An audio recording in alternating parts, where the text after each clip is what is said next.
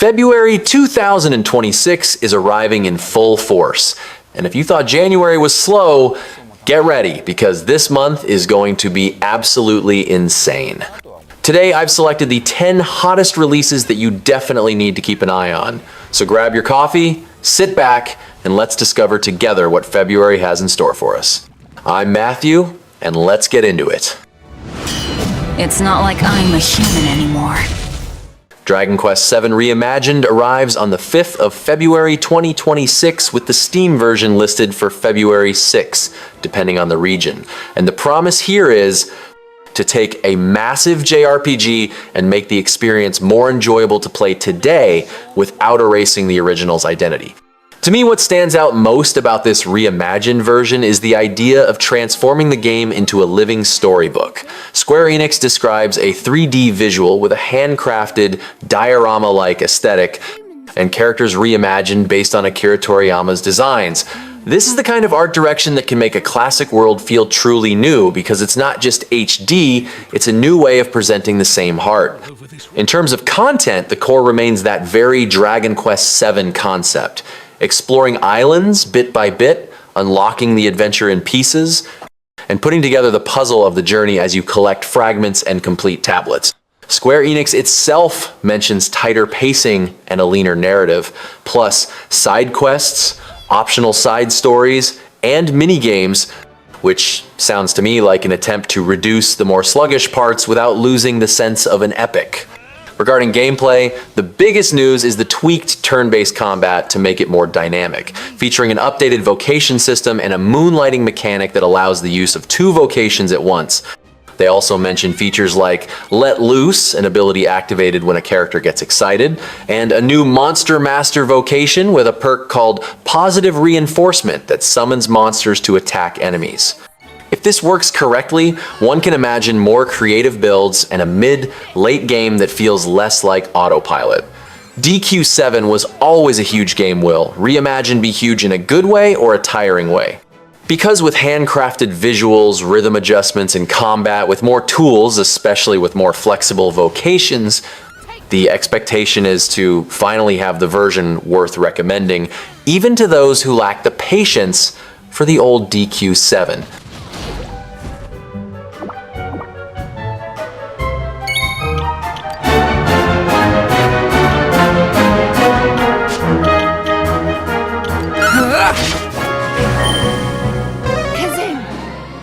My Hero Academia: All's Justice arrives on the 6th of February 2026. And based on what has been revealed, it is being marketed as the definitive game for those who want to experience the Final War arc with a high-budget anime feel, full of impact and spectacle. The idea here isn't just another arena fighter, it's a game that wants to put you in that final round of history atmosphere, with heroes and villains in their most powerful forms and a highly cinematic story mode.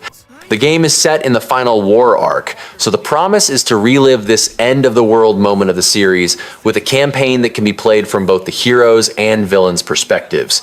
As a fan, this carries a lot of weight, because when a game takes on this phase of the anime, it needs to deliver emotion and scale, and Bandai Namco has already spoken about exclusive cinematics and moments designed to give you that, okay, now it's serious feeling. In terms of gameplay, the heart of the combat is PvP and single player, with 3v3 tag team fights featuring character swapping and combos that seem made for those who enjoy building synergy and landing beautiful sequences amidst the chaos. Additionally, the game introduces a new mechanic called Rising, which increases attack power, speed, and quirk abilities to turn the fight into a more explosive escalation, the kind of system that, if well balanced, makes every round feel like a climax. Now, if you're the type who doesn't just want versus mode, there are original modes that catch the eye. Team Up Mission places you as a Class 1A student at UA, in a virtual space with missions and movement using quirks, including parkour and mobility actions. After completing this mode, Hero's Diary opens, which is basically well thought out fan service, episodes focused on the students' daily lives. The PlayStation Post mentions 3 episodes for each of the 20 students, showing interactions that don't usually get the spotlight in a fighting game. If the promise of the largest roster in the franchise translates into real variety in playstyles and not just cosmetic variation, this could be the kind of game that serves as the perfect final point for the final phase of My Hero Academia in video games.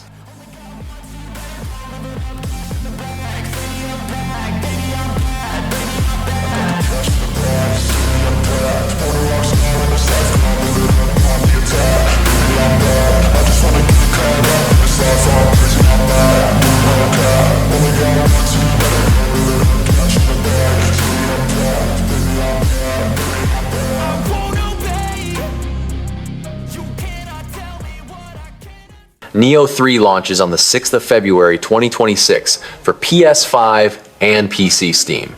And everything indicates that Team Ninja wants to turn this sequel into the leap in scale the series has been asking for, without losing that satisfying brutality of every combat. To me, it's the kind of release that is born with the energy of, okay, now let's see how far we can take this loot plus technique addiction, because Nioh has always been about mastering systems, and here they seem to be doubling down. The game puts you in the role of Tokugawa Takechiyo, in the middle of the Sengoku period, in a direct conflict against his own brother, Tokugawa Kunimatsu, who comes with a sinister force and a yokai army to throw Japan into chaos.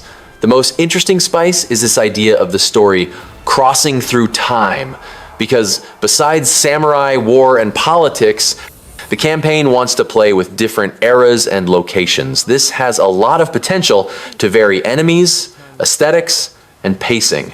Now, the thing I most want to get my hands on is the combat with 2 styles.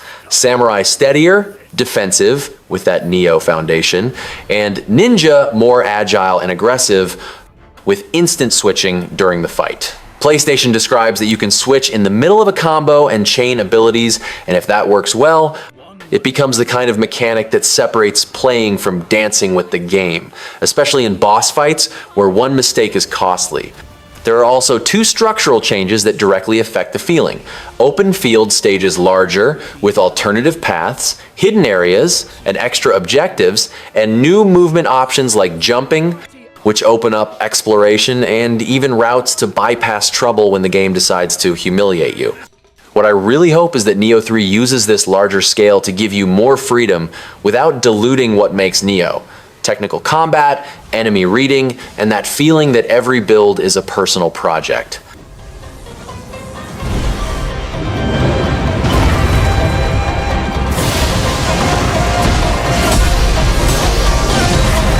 None shall interfere with my course! Become a spirit stone! Mario Tennis Fever arrives on the 12th of February 2026 exclusively for the Nintendo Switch 2, and the vibe is exactly that. Arcade tennis with controlled chaos, but with more tricks than ever. To me, this is the type of game you turn on just to test. And before you know it, you're taking it seriously, studying characters, and discussing crazy rules as if it were an official sport. The big hook of the game is the Fever Racket system. There are 30 new rackets, each with different special effects, and you activate this by filling a fever gauge to unleash fever shots that change the game mid-rally. The detail I love is that it's not just press and win. You can try to return the fever shot before the ball bounces and send the effect back to the opponent, which promises those comeback moments that look like tournament highlights. In terms of content, it's already big. There are 38 playable characters, the highest number in the series, including debuts like Goomba, Nabbit, and Piranha Plant. So the promise is to have enough variety for everyone to find a main. Additionally, there's the Wonder Court match with Wonder effects, inspired by Super Mario Bros. Wonder, which is basically Nintendo saying, okay, let's embrace the unpredictable. And I confess that's what sells the game most for playing with friends. In the modes, you can feel they tried to cover all audiences. There's tournament, online modes like online room and ranked matches, and even swing mode with motion control on the Joy-Con 2 for those who enjoy that party game experience.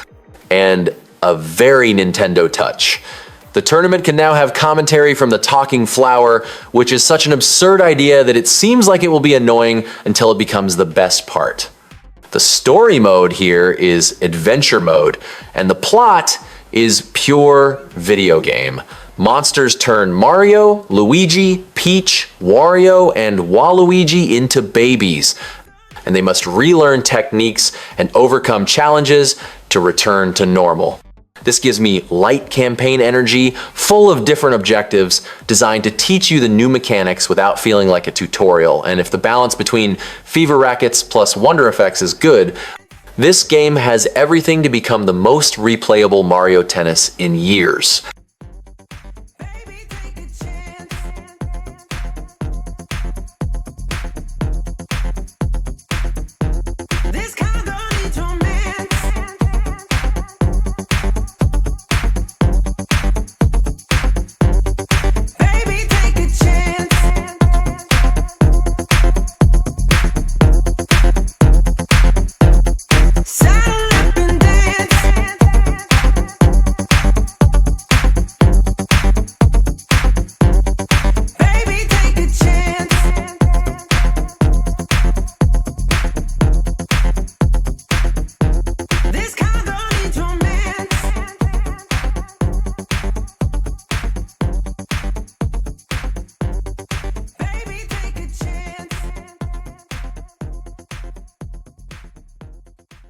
Ride 6 arrives on the 12th of February 2026 for PS5, Xbox Series, and PC, with early access starting February 9 inches, qualified editions, and the promise is straightforward: to transform the series into a motorcycling festival you want to live inside.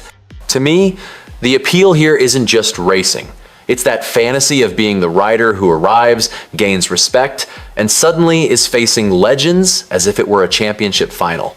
The big highlight of this chapter is the Ride Fest, which replaces the more traditional championship format with a more open career, featuring horizontal progression in chapters and freedom to choose events in whatever order you want. According to the game director, the idea is to capture the biker spirit of freedom and camaraderie. And this catches my attention because usually racing games focus so much on menus and racing that they forget to create a pleasant context between one event and the next. In practice, RideFest organizes challenges like single races, endurance, championships, and time attacks, grouped by themes, bike category, manufacturer, track type, weather conditions, etc. For the first time in the franchise, there will be 10 real riders as bosses at the end of chapters, with names mentioned like Guy Martin, Niccolo Canepa, Peter Hickman, and Ian Hutchinson, featuring exclusive rewards like characteristic bikes and gear. In raw content, the game is already massive. Over 340 bikes from 21 manufacturers, divided into 7 categories, and a total of 45 tracks across various parts of the world. There's also a novelty that changes the handling flavor. Off-road racing enters the series, and RideFest even adds new categories mentioned as Maxi Enduro and Bagger, which should require a driving style very different from smooth asphalt. The detail I find most intelligent to please everyone is the dual physics system. You can choose between pro and arcade experiences, and even switch depending on the event, keeping the simulation core but making the game more accessible when you just want to speed up and have fun. Off the track, the RideFest paddock works as a hub with a mechanic, shop, and customization, bike helmet and suit, plus an official DJ who introduces chapters with cutscenes to reinforce the festival atmosphere. If this structure really clicks with the feeling of riding, Ride 6 has everything to be that game you don't play just for racing, you play for the journey of becoming a legend.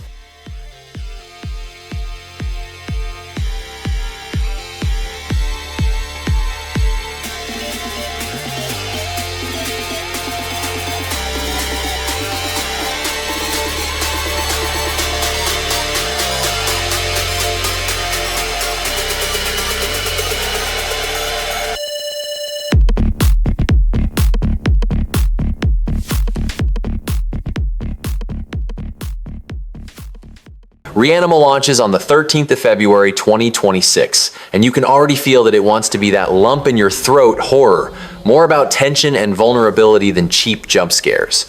It comes from Tarsier Studios, the team behind Little Nightmares 1 and 2, and for me, that automatically triggers an alert. Okay, get ready, because there will be a heavy atmosphere, environmental storytelling, and that discomfort that doesn't let go. The premise is simple and cruel in the right way. You control a brother and sister trying to escape a hellish version of the place that used to be home, while seeking to save 3 missing friends. What I like here is that the game seems to treat fear as something intimate. It's not an armed hero clearing a hallway. It's 2 children clinging to what they can to survive in a world that went wrong. In the gameplay, the focus is survival without power.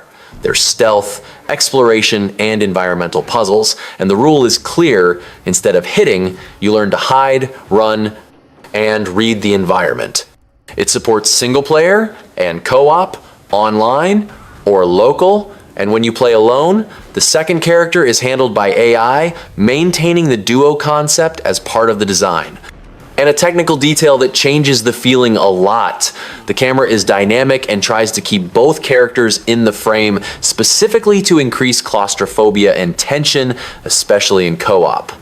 Another thing that catches my attention is the structure. At some point you unlock a boat, which allows you to explore areas off the critical path in a more non-linear way.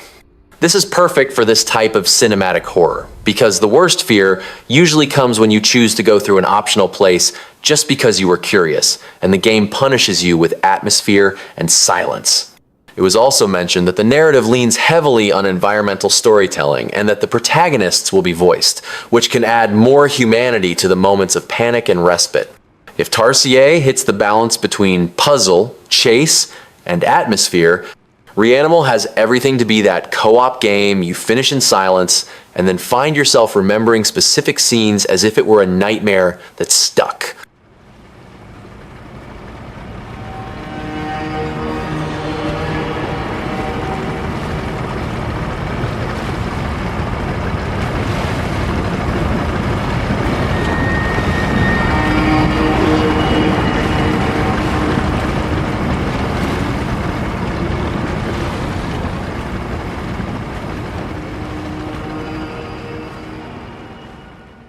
Blades of Greed arrives on the 19th of February 2026, and from what has been shown, it's the kind of game that makes you smile when everything goes right, and humiliates you in silence when you think you can just run through it. The basics here are, Styx is back, and he's back with the same professional, rascal goblin vibe, sarcastic, opportunistic, and totally focused on getting his hands on quartz, a precious and dangerous resource in a world on the brink of war between elves, humans, and orcs.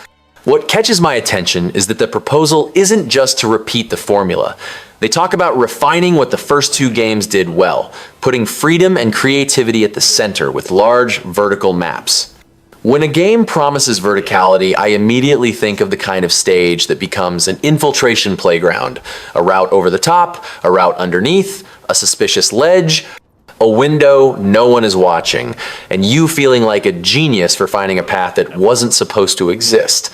From what the official description emphasizes, the idea is to explore these high and open environments while you learn to master new tools and powers. In other words, it's not just memorizing patrols, it's playing with Styx's kit. Another thing that gives this release a hardcore stealth feel is how the franchise always revolves around surviving by remaining invisible to the world rather than becoming a combat hero. In previews and gameplay descriptions, this more hardcore side of Styx appears. You are fragile, resources are limited, and even when you have invisibility, it isn't an infinite get-out-of-jail-free card. When the game nails this, every light extinguished, every distraction, and every clean kill becomes a mini-event. And it's this kind of tension that I expect from Blades of Greed. What sells me most on Styx Blades of Greed is the promise of taking that fantasy of being a thief of the shadows and turning it into a game with room for improvisation, not just to pass the level, but to pass it your way.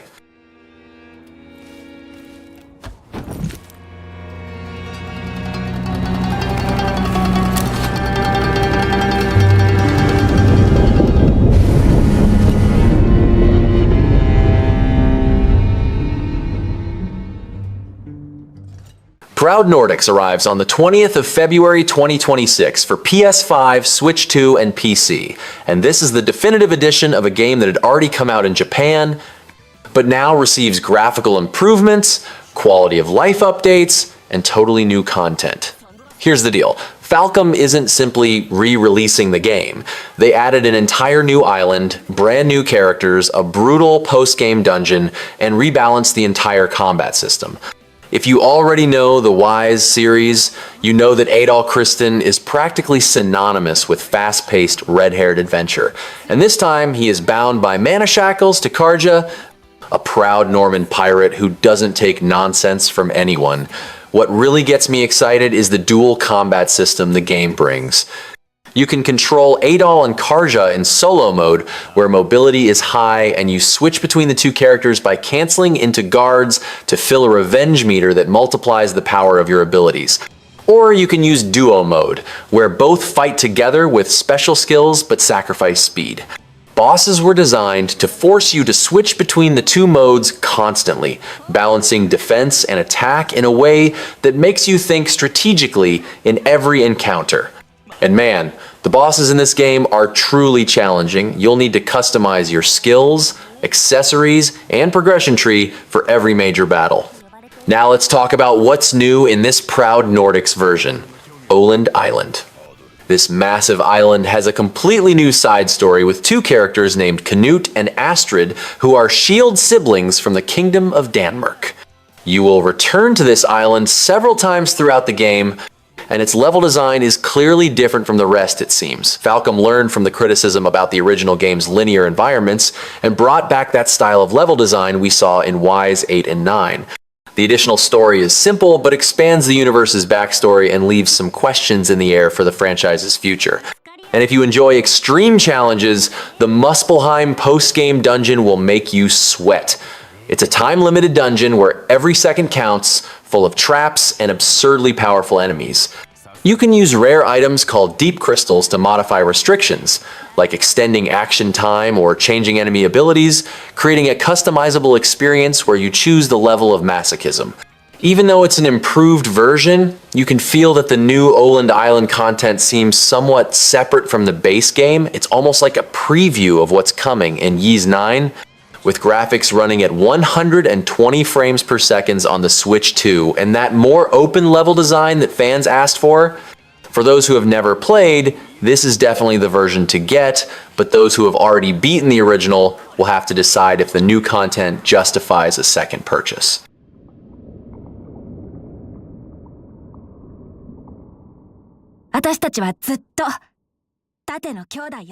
Tales of Berseria Remastered arrives at the end of February 2026, and for me, this is the type of re-release that makes sense, because it takes an already strong JRPG and removes several rough edges that hindered the journey's rhythm. If there's one thing I always thought Berseria did well, it's putting you on the side of morally broken characters without apologizing, and Velvet is the center of that hurricane. The premise remains the same. Her life is destroyed by betrayal, and she sets out on a path of revenge in a world caught in a tug of war between emotion and reason. And as much as a revenge story might be a cliche, Berseria has a cast that carries it and turns it into a trip with a lot of chemistry, sarcasm, and surprisingly human moments. Now, what matters for those playing in 2026? The quality of life improvements are very objective and directly affect the flow. The remaster increases the default movement speed by 20%, adds autosave, improves skip functions, including in fade-outs, and adds a retry option when you lose a normal battle, which totally changes the feeling of going back and wasting time. Another thing that feels like it was done with comfort in mind is the interface and map package. Treasure icons on the minimap from the start, differentiation of what has already been collected, pop-ups with area names when approaching entrances, and options to hide icons if you prefer a cleaner screen. There's also brightness adjustment, general volume control, voice language switching, and even subtitles during post-battle dialogue and Mystic RT's voices, which is great when the chaos of the fight swallows the audio. In other words, the remaster tweaks everything that in the original forced you to fight with the game between one good scene and another. The package comes with many DLCs from the original release outfits, bonus items, and fan extras, so it feels like a more complete edition right from the start without you having to hunt for separate content. Now let's talk about the most anticipated release of February 2026. Resident Evil Requiem arrives on February 27 for PS5, Xbox Series, PC via Steam, and even for the Nintendo Switch 2. This is the 9th mainline game in the franchise and promises to be one of the most immersive experiences in the series, developed with the RE engine that Capcom has been perfecting for years. The big twist here is that the game takes us back to Raccoon City, the epicenter of the biological disaster that defined the series, but now with cinematic graphics including ultra-realistic facial expressions, detailed skin textures, and even high-fidelity drops of sweat. The story revolves around Grace Ashcroft, a technical analyst for the FBI and daughter of Alyssa Ashcroft from Resident Evil Outbreak, which already brings a strong emotional connection for those who know the previous games. Grace is investigating a series of recent murders at the Wrenwood Hotel, and here is the heavy hook: this is exactly where her mother was murdered. This premise already shows that Capcom is not playing around when it comes to creating psychological tension and giving dramatic depth to the characters, something that could elevate the horror narrative to a new level. And if you're a fan of Leon Kennedy, I have good news. Our favorite veteran is back, and yes, he's bringing the chainsaw again. Leon's confirmation came at the Game Awards 2025 after the initial reveal at Summer Game Fest, showing that we won't just have a new protagonist, but also the return of an iconic character to balance the experience. This combination of new blood with series veterans could create an interesting dynamic in gameplay and narrative. What excites me most is Capcom's promise to combine the most terrifying aspects of psychological horror with the pulse-pounding action the franchise is known for. They are calling it a new era of survival horror, and considering the technical evolution we saw in Resident Evil Village and the recent remakes, one can trust that the studio knows what it's doing. The idea of escaping death and experiences that will chill your spine sounds like a return to the series' scariest roots, but with all the modern sophistication. With the release happening in just over a month, we are literally weeks away from getting our hands on one of the most important games of the year for the survival horror genre. Capcom took advantage of the franchise's 30th anniversary to deliver something special, and everything indicates that Requiem could be not just one of the best Resident Evil games, but a technical and narrative milestone for the current generation of consoles. If you are a fan of the series or horror games in general, this is definitely a release to keep an eye on. を装備しており、それによるパリができます。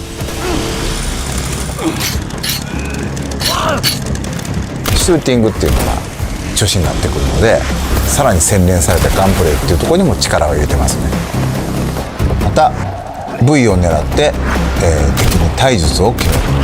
それから敵が持っていた武器を奪って利用する。